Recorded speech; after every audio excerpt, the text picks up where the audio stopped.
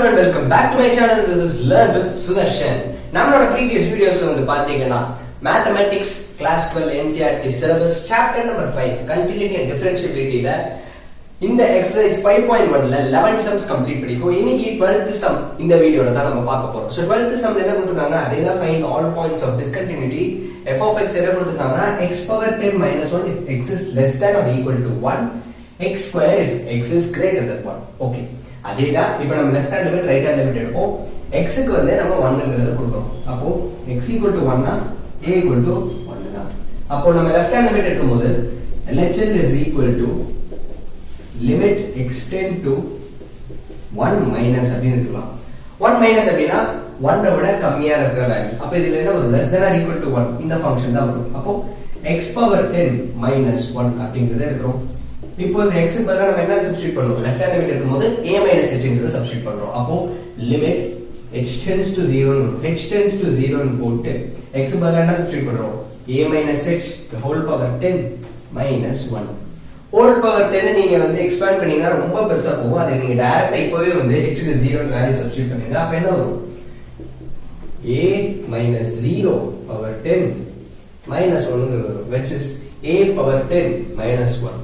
a power 10 ங்கிறது என்ன? நம்ம இங்க a என்ன எடுத்துறோம்? 1 ன்னு எடுத்துறோம். அப்போ 1 power 10 என்ன? 1 power anything which is equal to 1 தான். அப்போ என்ன வரும்? 1 minus 1 which is equal to 0. Left hand லிமிட்க்கு நம்ம வேல்யூ 0 ன்னு வந்துச்சு. இப்போ ரைட் ஹேண்ட் லிமிட் எடுப்போம்.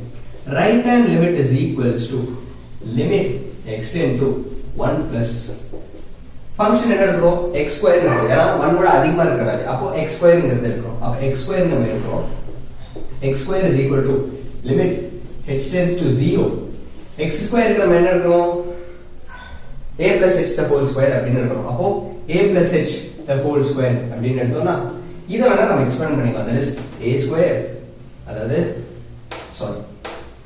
limit h tends to 0, that is a square plus h square plus 2ah அப்படிங்கறத சப்ஸ்டிட்யூட் பண்ணி இப்போ நம்ம h க்கு 0 கொடுத்தோம்னா ரிமைனிங் என்னதா இருக்கும்? a square ங்கிறது இருக்கும். a square ங்கிறது என்ன? a ங்கிறது என்ன? நம்ம 1 ன்னு எடுத்துக்கோ. அப்போ 1 square. so 1 square என்ன? 1 தான் வரும். ரைட். இப்போ left hand limit 0, right hand limit 1. அப்போ left hand limit is not equal to right hand limit, therefore the function is discontinuous at x equal to 1 அப்படினு சொல்லி இந்த சம்ம சால்வ் பண்ணிக்கலாம். சோ ஓகே गाइस, இந்த வீடியோ பிடிச்சிருந்தா மறக்காம லைக் பண்ணுங்க, உங்களோட 12th ஸ்டாண்டர்ட் ஸ்டூடண்ட்ஸ்க்கும் ஷேர் பண்ணுங்க, மறக்காம நம்ம சேனலுக்கு சப்ஸ்கிரைப் பண்ணுங்க. Thank you guys, stay tuned.